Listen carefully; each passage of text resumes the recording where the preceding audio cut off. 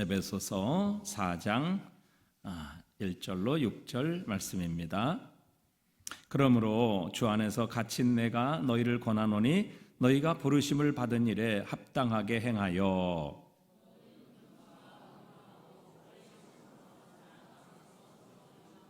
평안에 매는 줄로 성령이 하나 되게 하신 것을 힘써 지키라.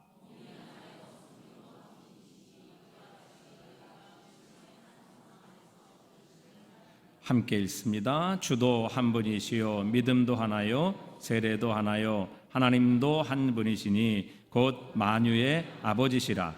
만유 위에 계시고 만유를 통일하시고 만유 가운데 계시도다. 아멘. 오늘 본문의 말씀에 보면 우리의 구원이 어떻게 시작되는가를 분명하게 설명해 주고 계십니다.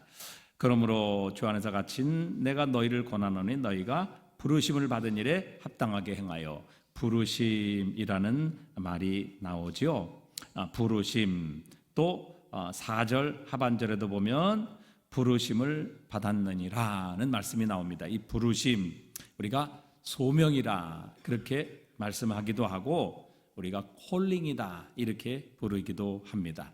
하나님의 부르심으로 인하여 우리의 구원이 시작되었다는 것입니다. 그러니까 하나님께서 우리를 불러주시지 않았다면 어느 누구도 우리는 하나님 앞으로 나올 수 없는 것입니다.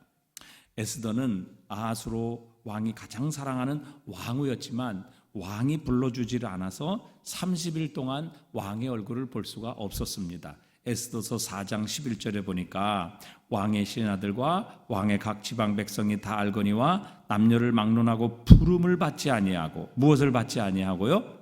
부름을 받지 아니하고 안뜰에 들어가서 왕 앞에 나가면 오직 죽는 법이요 왕이 그 자에게 금규를 내밀어야 살 것이라. 이제 내가 부름을 입어 왕에게 나가지 못한 지가 이미 30일이라 이렇게 말합니다. 여러분, 왕 앞에도 왕이 먼저 불러주지 않으면 나갈 수가 없는 것입니다. 부르지도 않았는데 잘못 나갔다가는 그 경호원에 의해서 또 호위하는 사람들에 의해서 죽임을 당할 수도 있는 것이지요. 여러분, 세상의 왕도 그 왕 앞으로 부르지 않으면 어느 누구도 나갈 수가 없습니다. 접근할 수 없다는 것이지요. 하물며 여러분, 우리 같은 죄인이 어찌 거룩하신 하나님, 전능하신 하나님 앞에 마음대로 나갈 수가 있겠습니까? 그러니까 하나님께서 우리를 불러주신 이 부르심, 콜링이라는 하나님의 부르심이 없으면 어느 누구도 하나님 앞에 나갈 수가 없는 것입니다. 그렇기 때문에 우리의 구원은 하나님의 부르심으로부터 시작되는 것입니다. 그런데 우리를 불러주시는 하나님의 부르심, 즉 소명, 콜링이라고 하는 것에는 두 종류의 부르심, 소명이 있습니다. 하나는 외적 부르심, 이것을 외소라고 부르기도 합니다. 이것은 일반적인 부르심입니다. 그리고 또 하나는 내적 부르심, 내적 소명, 내소. 그래서 외소, 내소 이렇게 말씀을 합니다. 자, 외적 소명, 즉 일반적인 부르심이 무엇인가?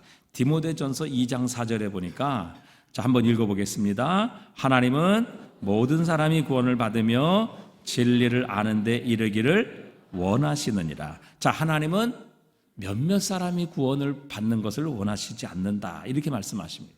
하나님은 몇 사람이 구원을 받으며 모든 사람이 구원을 받으며 진리를 아는 데에 이르기를 원하시느니라 이렇게 말씀하십니다.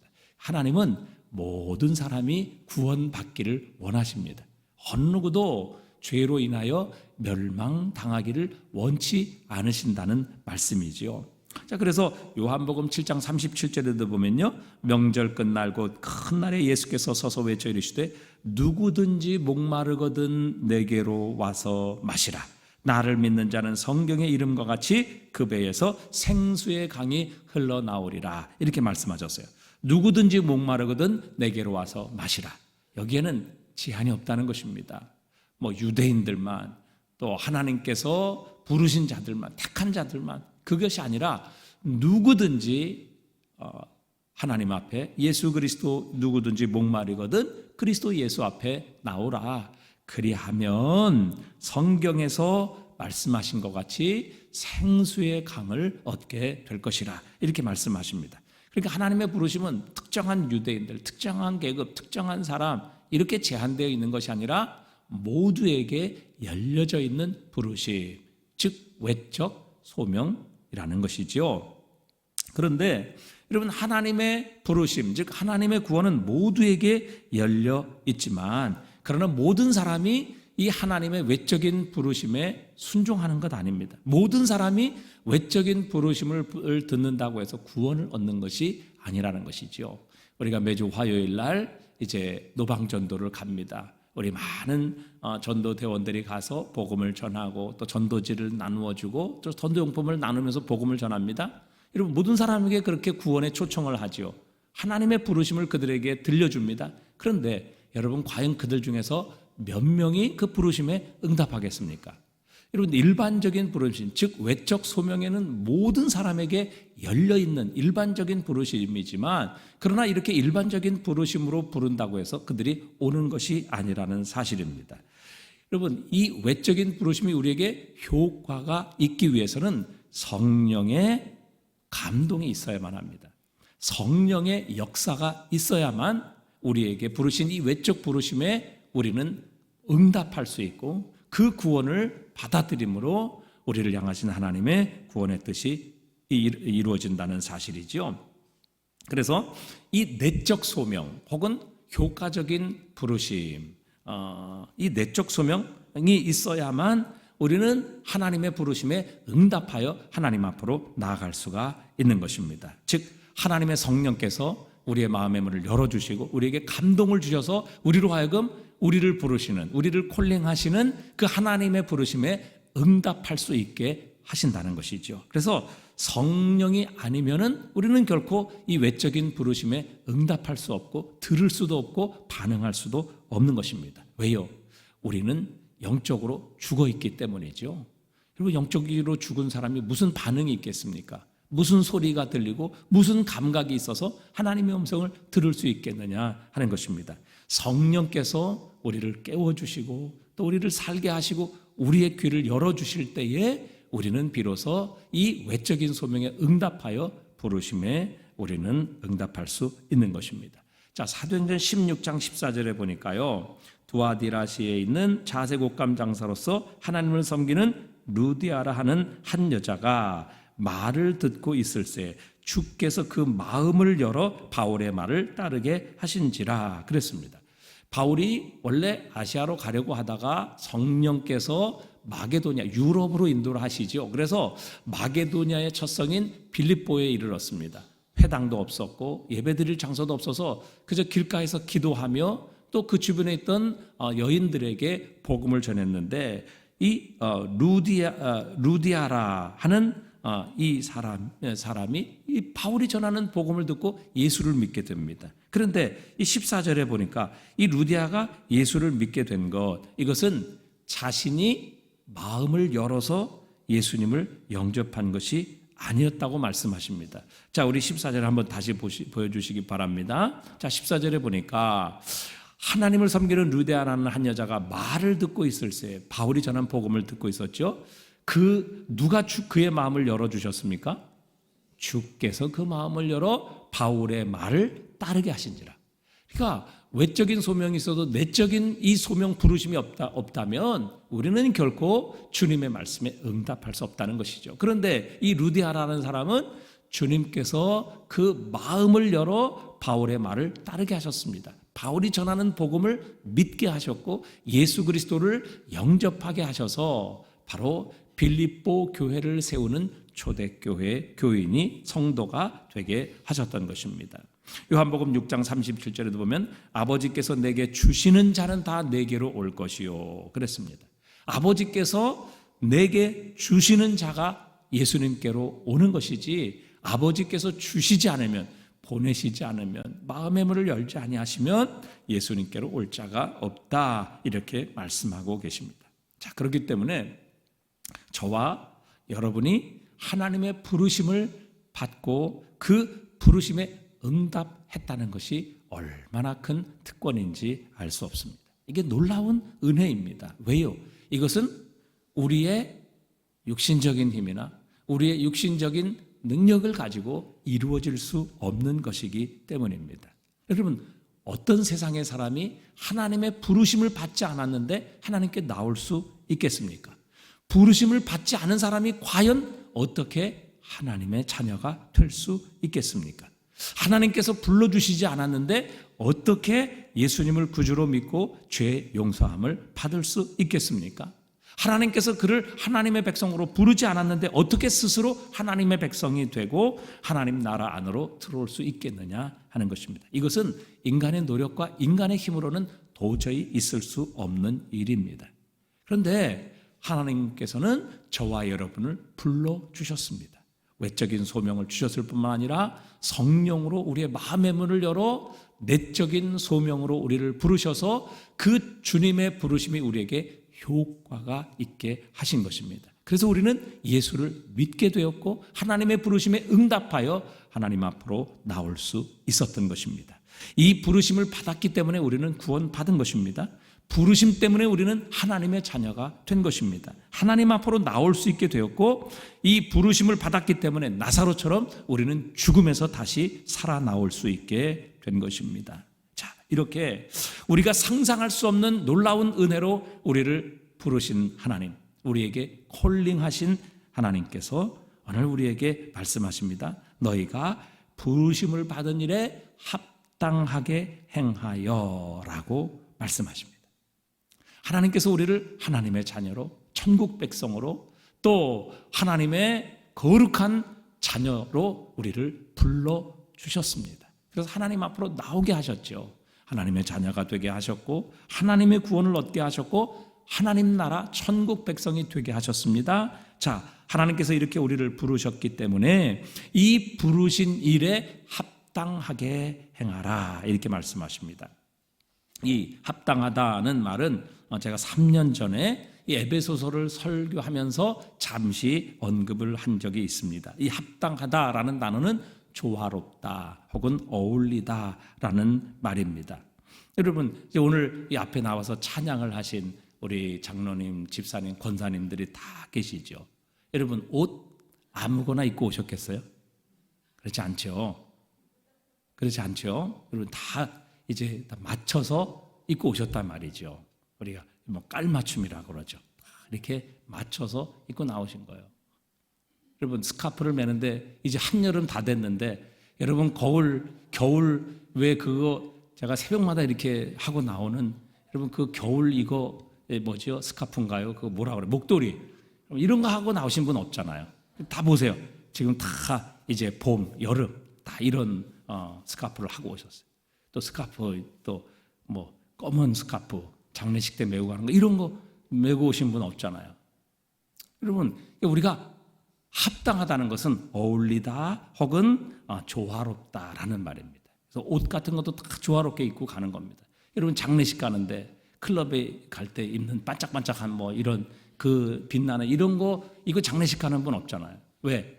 장례식과 조화가 되지 않는 것입니다.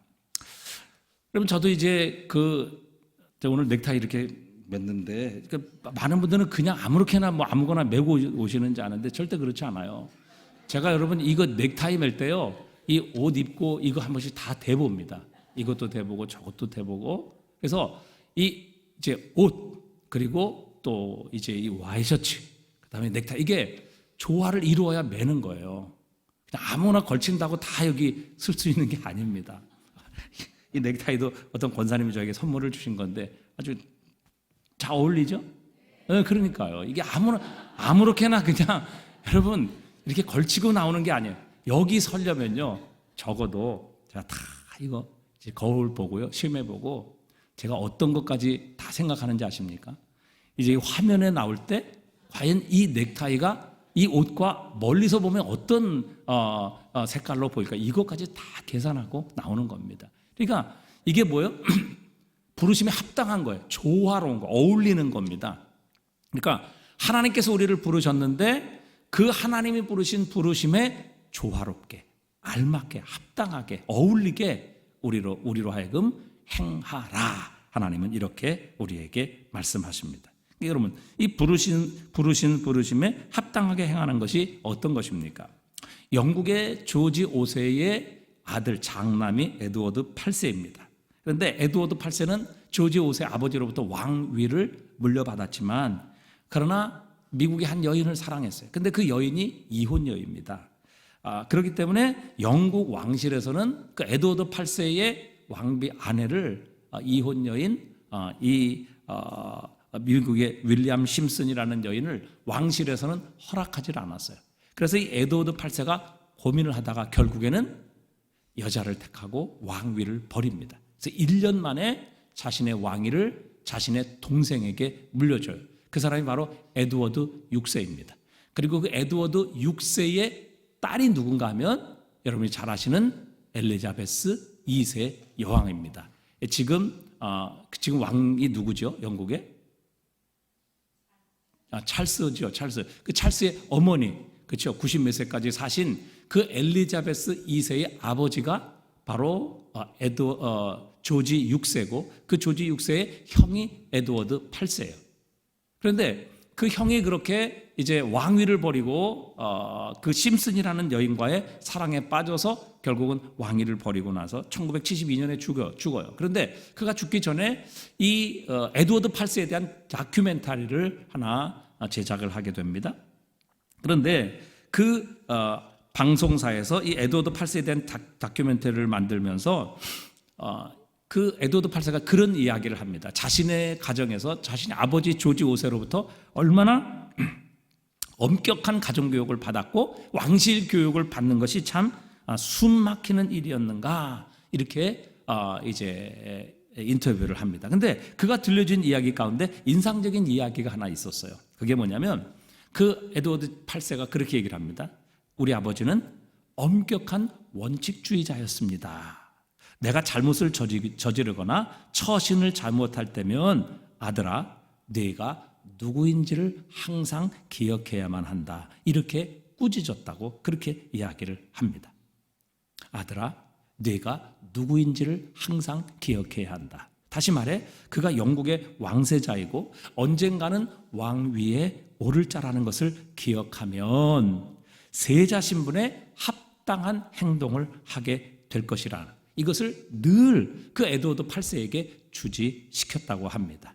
그러니까 왕자로서 잘못된 행동을 하는 것은 내가 누구인지 모르고 내 신분이 어떤 신분인지를 잊었기 때문이라는 것을 늘 자신의 아버지 조지 5세가 그렇게 강조하며 자신을 가르쳤다고 합니다. 그래서 늘 그것을 기억했다고 해요. 내가 누구인가? 내가 어떤 사람인가? 내가 어떤 지위를 가지고 있는가? 이걸 늘 기억하며 살았기 때문에 너무 많은 부담과 무거운 짐을 자기가 짊어지고 살았다, 그런 얘기를 해요. 마찬가지죠.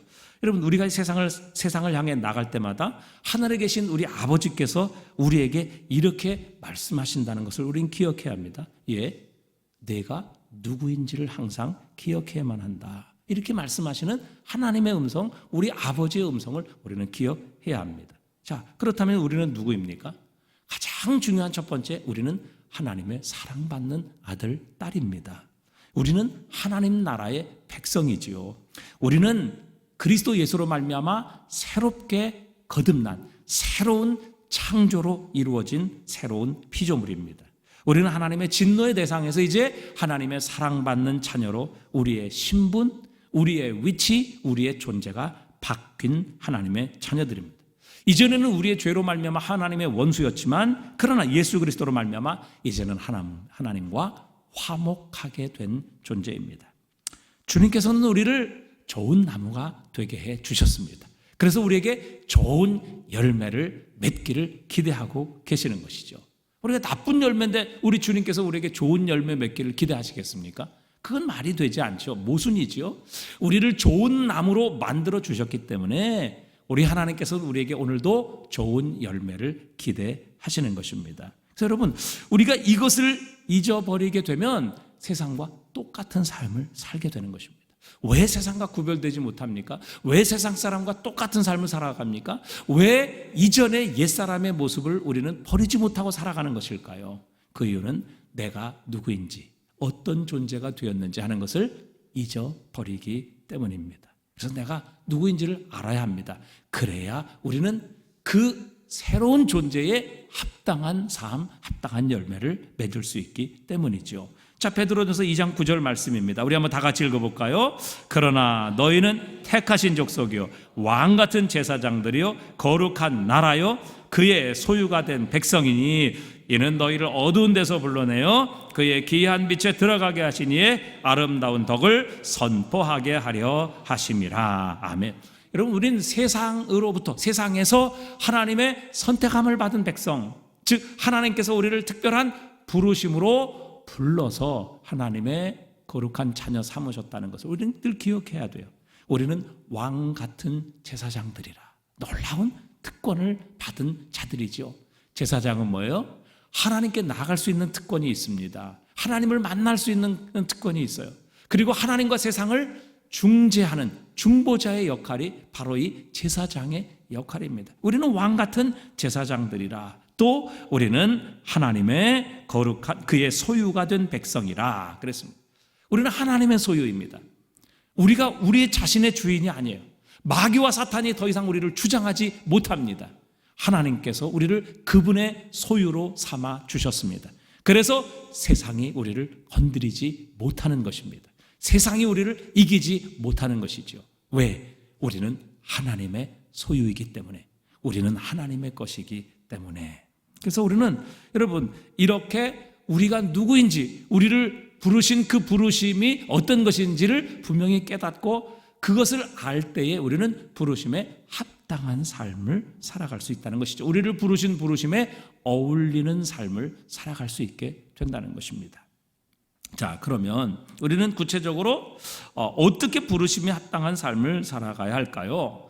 여러분, 오늘 본문에 보면 우리가 하나님께서 우리를 부르신 부르심에 합당하게 살아가는 첫 번째의 원리는요, 바로 목적은 우리가 하나 되는 것입니다. 여러분, 하나님께서 우리를 부르셨을 때 우리를 부르신 목적 중에 하나는 바로 우리를 하나 되게 하시기 위함입니다. 자, 오늘 본문에 보니까 이렇게 말씀하시죠.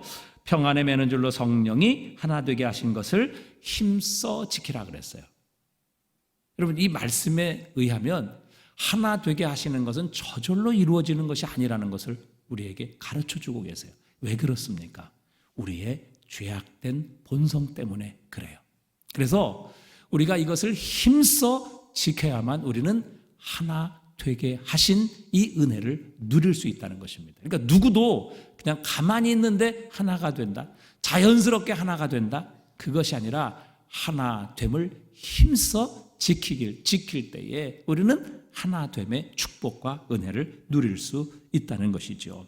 자, 성령이 하나 되게 하신 것을 힘써 지키라. 이것이 바로 우리가 부르심을 받은 삶의 부르심에 합당한 삶이라 그렇게 말씀하시죠. 자, 왜입니까? 오늘 본문에 보니까 몸도 하나고 성령도 한 분이시고 부르심의 소망도 하나고 주도 한 분이시고 믿음도 하나고 세례도 하나고 하나님도 한 분이시기 때문에 우리는 하나가 되는 것이 부르심에 합당한 삶을 사는 것이라 그렇게 말씀하십니다. 그러니까 우리가 하나라는 것을 7번씩이나 강조하고 계십니다. 그리스도인이 하나가 되는 것이야말로 하나님께서 우리를 부르신 부르심에 합당하게 어울리게 사는 삶이라 그렇게 말씀하십니다. 그러니까 여러분, 우리가 그리스도인이 되어서 늘 다투고 싸우고 분열하고 갈등을 일으키는 것, 이거는 우리를 부르신 부르심에 어울리지 않는 삶입니다. 제가 이제 노회에 이제 노회장도 한 지가 오래됐습니다만은 이 교회에도 보면 참 어려움들이 많아요. 분쟁이 많아요. 그래서 여러분, 이 교회의 싸움은요, 예수님이 오셔도 해결이 안 된다 그래요. 그 정도로 정말 목숨 걸고 싸웁니다. 왜 그러냐면 서로의 생각이 하나님의 뜻이라고 이렇게 생각하기 때문에 순교의 각오를 가지고 서로 싸웁니다. 그래서 여러분, 그래서 저는 웬만하면 그래요. 교회에서 싸우면 그냥 싸우지 말고 그냥 나누시라고, 반반씩 나누시라고, 그렇게 오히려 권면을 하는 그런 주의를 가지고 있습니다. 왜? 안 되더라고요. 하나가 안 돼요. 서로 싸우면요, 정말 교회 안에서 싸움은 정말 이거는 하나가 되는 일에 너무너무 불가능한 일이라는 것을 우리가 경험을 하게 됩니다. 그래서 여러분, 우리가 교회 안에서 성도들끼리 또 교회 안에서 혹은 목회자와 성도들끼리 싸우고 다투고 분열하고 나뉘고 갈등을 갖는 것, 여러분 이것은요 우리를 부르신 하나님의 부르심에 어울리지 않는 거예요. 합당한 삶이 아니라는 겁니다. 그래서 주님께서 우리를 부르신 부르심에 합당한 삶을 살라라고 말씀하시면서 그 첫 번째 부르심에 합당한 삶이 무엇인가 하면 우리가 하나 되는 것이에요. 왜? 오늘 본문에 보니까 몸이 하나이기 때문에. 여러분, 교회를 그리스도의 몸이라고 비유하시며 몸은 하나잖아요. 다양성을 가지고 있지만 그러나 우리는 한 몸이기 때문에 우리는 하나가 되어야 된다. 손이 발더러 너 쓸데없어. 발이 눈더러 넌 필요 없어. 이렇게 하는 것은 결코 한 몸이 아니라는 것을 의미하는 것입니다. 우리가 정말 그리스도 예수를 믿음으로 그리스도 예수 안에서 한 몸이 되고 예수 그리스도를 우리의 머리로 삼는 교회의 지체라면 우리는 반드시 하나가 되어야 된다는 것이죠. 성령도 한 분이시고 우리 모든 사람이 받은 성령도 한 하나님이십니다. 내가 받은 성령 다르고 또 다른 사람이 받은 성령 다른 게 아니라 우리는 모두 한 성령을 받았습니다. 부르심의 소망도 하나지요. 여러분, 우리가 그리스도 예수로 말미암아 천국 소망을 가지고 우리는 부르심을 받았습니다. 여러분, 지옥 소망 가지고 있는 분 계세요? 없잖아요. 우리는 모두 다 한 소망을 가지고 있습니다. 또 우리는 한 분 주님을 믿습니다. 우리 주 예수 그리스도를 우리의 구주로 믿습니다. 우리 믿음도 하나예요. 믿음이 여러 개입니까? 그렇지 않아요. 우리는 예수 그리스도를 믿는 그 믿음으로 구원받았습니다. 세례도 하나예요. 우리는 모두 예수 그리스도의 이름으로 아버지 하나님과 성령의 이름으로 세례를 받았어요. 또 우리가 믿는 하나님도 한 분이시기 때문에 그렇습니다. 그래서 여러분, 정말 부르심에 하나님이 우리를 부르신 부르심에 합당한 삶, 어울리는 삶, 여기에 걸맞는 삶은 우리가 하나가 되는 것입니다. 성도들이 하나가 되고 교회가 하나 되고 그리스도인들이 하나가 되는 것, 그리고 교회와 교회가 하나가 되는 것, 이것이 부르심을 하나님이 우리를 부르신 부르심에 어울리고 합당하고 정말 적절한 삶이라는 것을 가르쳐 주십니다. 자, 그러면 우리가 이렇게 우리를 부르신 부르심에 합당한 삶의 첫 번째는 바로 하나됨인데 우리가 어떻게 하나됨을 유지할 수 있겠는가 하는 것입니다. 오늘 본문에 보면 한 4가지 정도로 그 방법이 나오고 있는데 시간 관계상 우리가 하나만 살펴보려고 합니다. 2절에 보니까 모든 겸손과 온유로 하고 오래 참음으로 사랑 가운데서 서로 용납하고 그랬습니다. 겸손이에요. 여러분, 우리가 하나가 되기 위해서 하나가 될 수 있는 유일한 방법은요, 겸손입니다. 겸손. 여러분, 겸손은 자신을 낮추는 것이죠. 모든 갈등과 불화 뒤에는 교만함이 있습니다. 여러분, 다른 사람을 멸시하는 자만심, 그리고 내 자신을 드러내고 또 내 자신이 인정받고 싶어하는 이 허영심, 이것이 결국 공동체를 나누고 또 성도와 성도 사이를 나누고 교회를 분열시키는 것입니다. 저만 보아도 그렇습니다. 사람이 저에게 잘해주고 또 저를 존경해주고 저를 인정해주면 저는 기분이 좋아지지요. 하지만 저를 무시하고 하찮게 대하는 그런 사람을 보면 저도 사실은 마음이 상합니다. 기분 좋지 않아요. 여러분은 어떻습니까? 여러분을 존중해주고 인정해주고 정말 존경해주고 존귀하게 여겨주는데 난 그 사람 미워, 난 그 사람 상대하기 싫어, 이런 사람이 있습니까? 아니면 여러분을 무시하고 정말 하찮게 대하는데 야, 난 그 사람 없으면 못 살아, 이렇게 말씀하시는 분이 있어요? 이런 사람 없단 말이죠. 그런데 여러분, 이런 마음이 드는 것이 왜입니까? 우리의 허영심 때문에 그러는 것이죠. 그러니까 다툼과 갈등이 생기는 관계 이면에는 반드시 교만한 마음, 허영심, 그리고 자만이 있다는 사실입니다. 여러분, 이 겸손이라는 헬라어 단어에는요, 다른 사람의 가치와 의미를 겸손히 인정하는 마음이라는 뜻이 담겨져 있습니다. 그러니까 다른 사람을 존중히 여기고 또 다른 사람의 가치를 인정해 주는 마음, 그것이 바로 겸손이라는 것입니다. 그런데 교만은 뭐예요? 다른 사람의 가치와 의미를 인정하는 것이 아니라 내 자신의 가치, 내 자신의 의미를 다른 사람에게 내세우려 하는 것이 바로 교만이에요. 겸손은요, 우리 주님에게 있으셨던 마음이죠. 우리가 자는 빌립보서 2장 5절부터 한번 읽어보겠습니다. 빌립보서 2장 5절부터 너희 안에 이 마음을 품으라. 곧 그리스도 예수의 마음이니 그는 근본 하나님의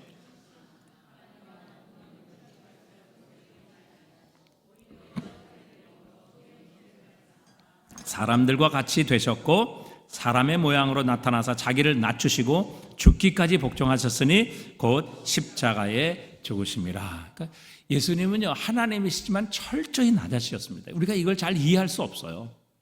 이건 신비입니다. 신비. 하나님이신 예수 그리스도께서 어떻게 인간의 몸을 입고 이 땅에 오셨으며, 그것도 말구유에, 그리고 가난한 목수의 아들로, 그리고 이 땅에 오셔서 머리 둘 곳 없으신 그런 분으로 사셨는지 우리는 다 이해할 수가 없습니다. 그러나 분명한 사실은 예수님은 이렇게 겸손히 자기 자신을 낮추셨다는 것입니다. 왜요? 바로 우리를 높여주시기 위함입니다. 저 죽음, 저 지옥에 있는 우리를 높여주셔서 저 하늘에 우리 주님 보좌 곁에 앉게 하시기 위해 예수님은 이렇게 낮아지셨던 것이죠. 여러분, 우리 인간은 스스로 화평을 만들어낼 수 없습니다. 우리 인간의 마음에는 이기심과 허영심으로 가득 차 있기 때문이다. 한마디로 우리의 죄성 때문에요, 우리는 진정한 화평을 이루어낼 수 없습니다. 우리는 스스로 높아지려고 하고 또 다른 사람을 나보다 낮게, 이렇게 아래로 여기기보다, 나보다 이렇게 낮게, 높게 여기기보다는 우리는 다른 사람을 나보다 이렇게 낮게 여기는 그런 죄성을 가지고 있기 때문에 그렇습니다. 여러분, 심지어 예수님에게 선택을 받은 제자들조차도 자신들 중에서 누가 더 높아질 것인가? 누가 더 최고가 될 것인가? 누가 다른 사람을 지배하고 다스릴 것인가? 여러분, 이런 것 때문에 싸우고 다투었던 것을 우리는 기억합니다. 그래서 예수님께서 말씀하신 거예요.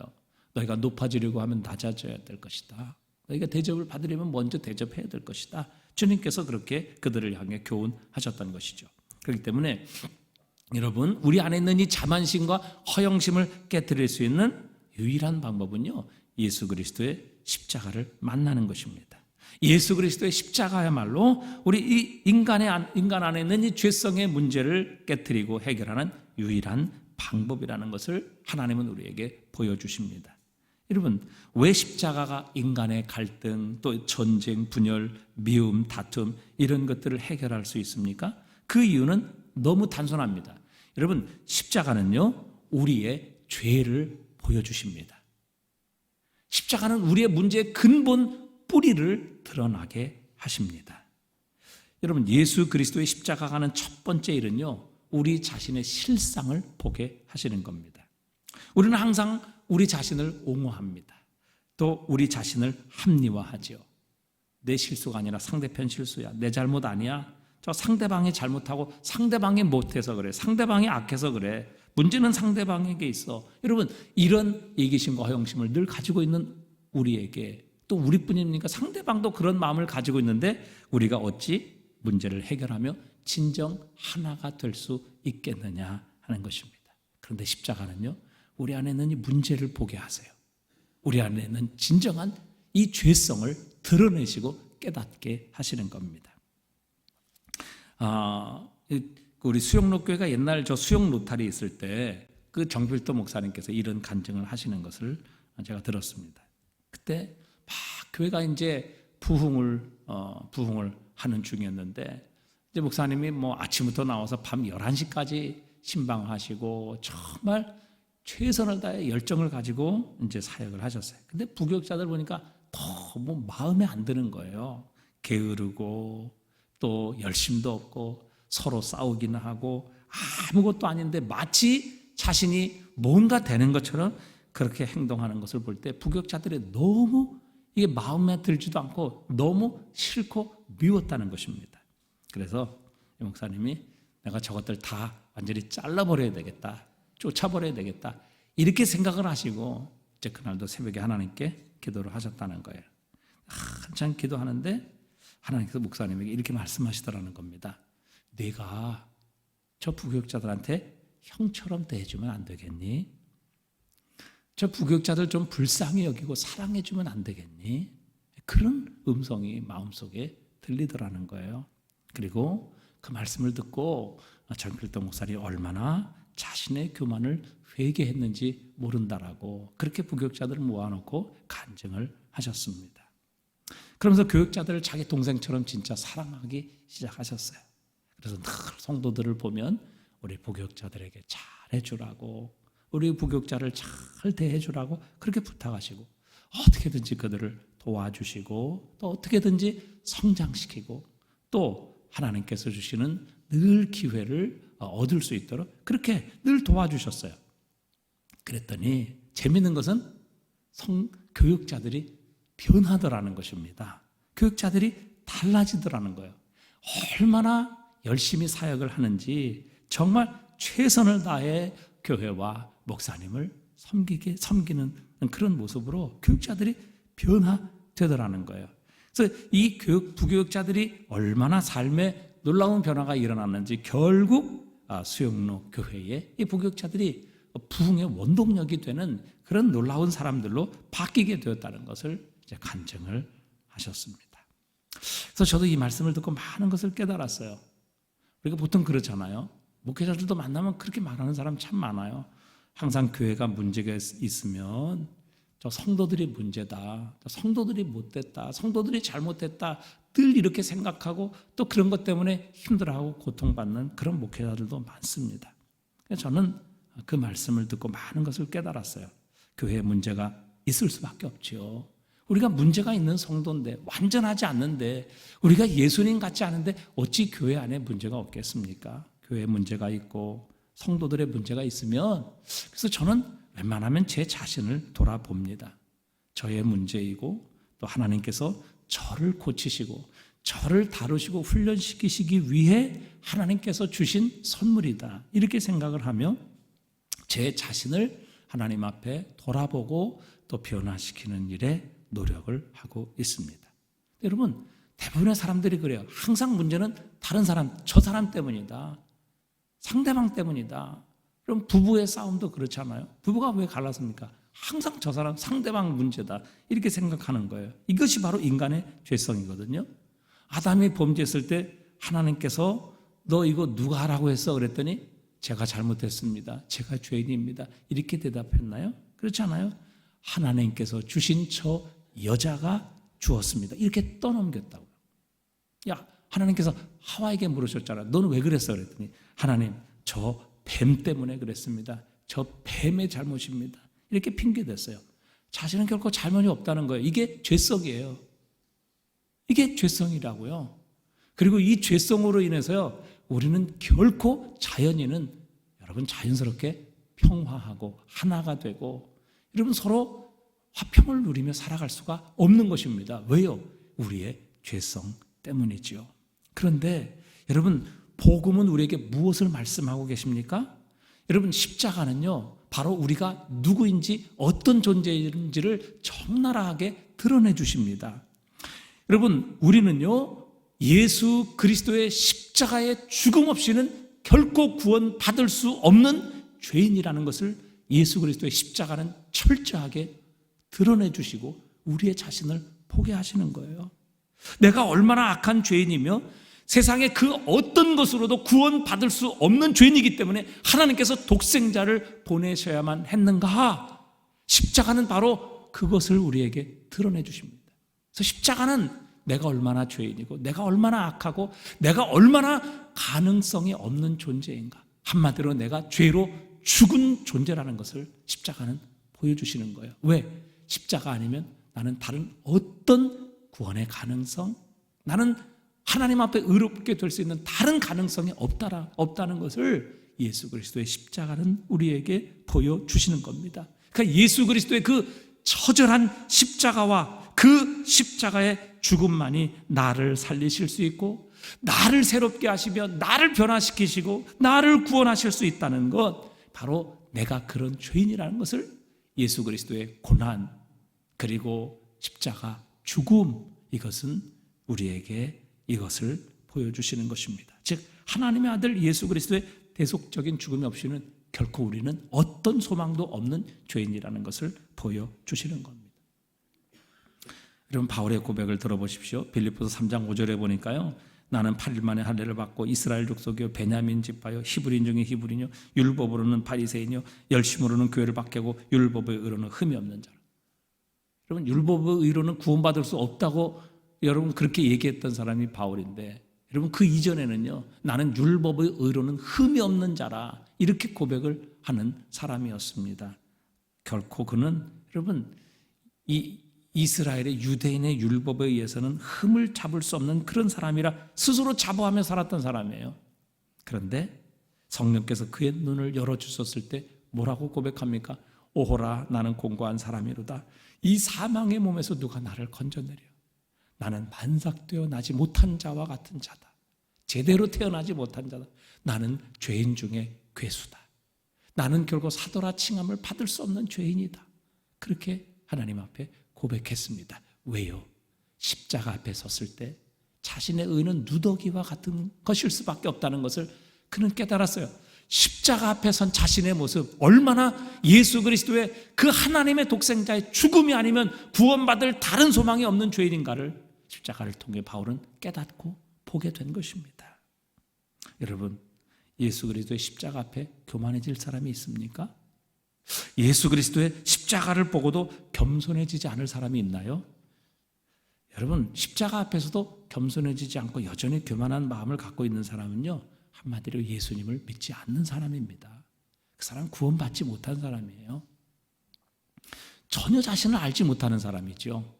자기가 얼마나 정말 처절한 죄인이기에 예수님께서 오시지 않고 죄 없으신 예수님이 죽지 않고는 내가 구원받고 살아날 수 없는 죄인이라는 것을 깨닫지 못하기 때문에 여러분 그 십자가 앞에서도 교만한 거예요. 십자가 앞에서도 허영심을 가지고요, 십자가 앞에서도 자만심을 갖고 자기 자랑하고 자기 인정받으려고 하고 결국 자신의 이름을 높이려고 하는 것이죠. 예수님 전혀 알지 못하는 사람입니다. 교회에서 자신을 높인다?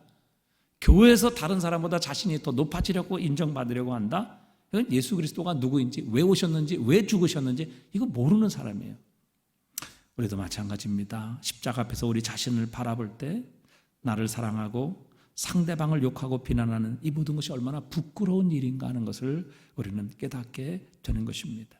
예수님의 십자가는 바로 내 죄 때문이고 내 허물과 내 교만, 내 부족함 때문이라는 것을 보여주시는 겁니다. 그리고 그 십자가 앞에서 우리의 자신의 모습을 깨닫고 나의 소망은 예수 그리스도밖에 없다는 것, 나의 구원은 예수 그리스도의 십자가밖에 없다는 것, 나를 위해 죽으시고 다시 사신 예수 그리스도의 의 외에는 자랑할 것이 없다는 것을 발견하고 주님의 십자가를 붙들고 주님의 의를 의지하게 될 때 비로소 우리의 삶에 변화가 일어나는 것입니다. 우리는 겸손해질 수밖에 없지요. 아니, 겸손 외에는 다른 길이 없다는 것을 우리는 깨닫고 발견하게 되는 것입니다. 그런데 어찌 십자가 앞에 우리가 우리의 의를 자랑하며 우리가 한 것 자랑하고 우리가 가진 것 자랑할 수 있겠습니까? 에베소서 2장 8절입니다. 우리 한번 같이 읽어볼까요? 너희는 그 은혜에 의하여 믿음으로 말미암아 구원을 받았으니 이것은 너희에게서 난 것이 아니요 하나님의 선물이라. 행위에서 난 것이 아니니 이는 누구든지 뭐하지 못하게 함이라 자랑하라. 왜? 이건 이 구원이 또 하나님께서 우리에게 주신 이 믿음이 나로부터 났다면 그건 내가 한 겁니다. 내가 그렇게 산 겁니다. 이렇게 자랑할 수 있겠지만 어느 누구도, 심지어 믿음조차도, 여러분 하나님께서 우리를 믿음으로 구원하신다는 건 뭐예요? 내 행위로 구원하실 수 없기 때문에 믿음으로, 예수 그리스도를 믿음으로 구원하시는 겁니다. 바로 이것을 우리가 깨닫게 될 때에 우리는 하나님 앞에 어느 누구도 자랑하지 못하게 될 것이다. 즉 겸손하게 살아갈 것이다. 여러분, 겸손하면 하나가 됩니다. 여러분 한번 생각해 보세요. 다투고 싸우고 갈등 일으키고 문제되고, 여러분 그 배후에는요 반드시 교만이 있습니다. 허영심이 있는 거예요. 자만심이 있습니다. 겸손함은요 그렇게 싸우지 않아요. 다투지 않아요. 나누지 않습니다. 갈등하지 않아요. 여러분 갈등을 일으키는 사람들 그 배후를 보세요. 늘 문제를 일으키는 사람들 그 배후를 보세요. 반드시 뭐예요? 그 뒤에는 교만함이 있고 허영심이 있고 자만심이 있는 거예요. 근데 십자가는 바로 그 우리의 죄를 보게 하심으로 우리가 그리스도 예수의 십자가 외에는 어떤 것도 자랑할 수 없고 내놓을 수 없는 죄인이라는 것을 알게 하시고 우리를 겸손하게 만드시는 거예요. 그리고 그 겸손함을 갖게 될 때 오늘 부르심에 합당한 삶 첫 번째, 바로 하나됨을, 진정으로 하나됨을 이루어갈 수 있는 것입니다. 여러분, 우리의 셀도 보세요. 여러분, 교만한 사람 좋아하는 사람 있습니까? 교만한 사람이 있는데 그 사람이 다른 사람과 하나 되는 거 보셨습니까? 여러분, 겸손하면 다 좋아해요. 겸손하면 하나가 될 수 있습니다. 다 갈등이 일으키고 나누고 문제 생기고, 여러분 그 배후를 보세요. 여러분, 우리가 십자가로 돌아가야 합니다. 십자가를 만나야 합니다. 그 십자가 앞에서 예수님이 저렇게 처절하게 십자가의 고통과 죽임을 당하지 않고서는 구원받을 수 없는 죄인이라는 것을 내가 깨닫고 발견할 때 내가 뭘 자랑할 수 있겠어요? 그럴 때 우리가 겸손할 수 있고, 이 겸손을 우리 속에 다시 한번 회복하게 될 때 우리의 공동체가 진정으로 하나가 되는 이 부르심에 합당한 삶을 살아갈 수 있게 되는 것입니다. 여러분, 십자가는 그렇게 우리를 겸손하게 만드는 것에만 그치지 않아요. 이 십자가 안에서 우리와 우리의 형제가 얼마나 존귀하고 하나님께 사랑받는 자인지를 또한 보여주십니다. 여러분, 우리가 지금 살펴본 요한 1서도 보면, 자, 요한 1서 3장 1절 우리 한번 다 같이 읽어보겠습니다. 보라, 아버지께서 어떠한 사랑을 우리에게 베푸사 하나님의 자녀라 일컬음을 받게 하셨는가. 우리가 그러하도다. 그러므로 세상이 우리를 알지 못함은 그를 알지 못함이라. 사랑하는 자들아, 우리가 지금은 하나님의 자녀, 장래 어떻게 될지는 아직 나타나지 아니하였으나 그가 나타나시면 우리가 그와 같을 줄을 아는 것은 그의 참모습을 그대로 볼 것이기 때문이니. 그랬어요. 우리 하나님의 자녀가 된 것이 하나님의 어떤 사랑, 어떤 은혜 때문에 이런 하나님의 자녀가 되었는지 알고 있느냐. 여러분, 우리의 형제 자매들, 우리가 문제를 일으키고 남 탓이라고 그렇게 우리가 책임을 전가하는 형제 자매들이 누구냐는 것이죠. 바로 하나님이 사랑하는 자녀입니다. 그 독생자를 내어주신 하나님의 존귀한 자녀들입니다. 그것뿐만 아니라 나도 마찬가지죠. 나도 하나님의 사랑받는 자녀, 존귀한 하나님의 사랑을 받는 자녀예요. 여러분, 이렇게 우리가 얼마나 하나님의 사랑받는 자녀라는 것을 우리가 분명하게 확신한다면, 여러분, 그렇게 하나님께 사랑받는 자녀를 미워할 수 있어요? 그렇게 하나님께서 사랑하시는 자를 우리가 무시할 수 있느냐 하는 것이죠. 지극히 작은 자 하나에게 한 것이 곧 나에게 한 것이라.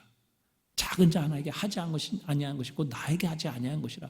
주님께서 그렇게 말씀하셨는데, 여러분, 그렇게 사랑을 받은 형제 자매들을 우리가 그렇게 무시하고 또 그들을 우리가 배척할 수 있겠느냐 하는 것이죠. 그러기에 여러분, 십자가야말로 우리를 하나 되게 하시는 하나님의 능력입니다. 이 십자가를 우리가 만나면, 십자가를 깨달으면 내 자신이 어떤 존재인지를 발견하게 되고 겸손해질 수밖에 없습니다. 또 내 자신과 함께 우리가 대하는 형제 자매들이 얼마나 하나님의 사랑을 받는 자인가, 얼마나 하나님께서 존귀하게 여기시는 자녀인가 하는 것을 깨닫게 될 때, 여러분, 하나님이 사랑하는 자 사랑할 수밖에 없죠. 존귀하게 여겨질 수밖에 없죠. 그렇게 될 때 그것이 곧 하나님을 사랑하는 것이고 하나님을 존귀히 여기는 것일 수밖에 없기 때문입니다. 여러분, 정말 우리가 예수님처럼 겸손한 교회, 예수님처럼 하나가 되는 성도가 된다면 하나님께서 우리 교회를 축복하실 것입니다. 우리 교회를 부흥시켜 주실 것입니다. 이 겸손한 예수 그리스도의 마음을 가지고 정말 하나님과 교회를 섬기는 성도들을 축복해 주실 것입니다. 그리고 우리는 세상에서 정말 그리스도인이다, 작은 예수다, 그렇게 인정을 받는 이 세상과 구별된 삶을 살아가는, 정말 부르심에 합당한 삶을 살아가는 그리스도인이 될 것입니다. 하나님이 우리를 불러주셨는데 그 부르심에 걸맞는, 어울리는, 그리고 그렇게 아름다운 그런 모습으로 하나가 되는 우리 교회 되었으면 좋겠습니다. 우리 모든 성도들, 여러분, 이곳에 계신 우리 성도들, 오늘 이 말씀을 들은 성도들, 하나님이 우리를 불러주신 이 부르심에 합당한 삶, 그것은 첫 번째 하나가 되는 것. 그리고 하나가 되기 위해서는 가장 중요한 것은 겸손한 마음을 갖게 갖게 될 때, 그리고 하나됨, 겸손한 마음을 갖기 위해서는 예수 그리스도의 복음, 예수 그리스도의 십자가를 우리가 진정 만나게 될 때 이런 변화가 일어날 수밖에 없다는 것을 우리가 다시 한번 확신하며 우리 서로 사랑하고 우리 서로 하나가 되고, 그리고 하나가 되기 위해 겸손하게 예수님을 닮은 그리스도인 되십시다.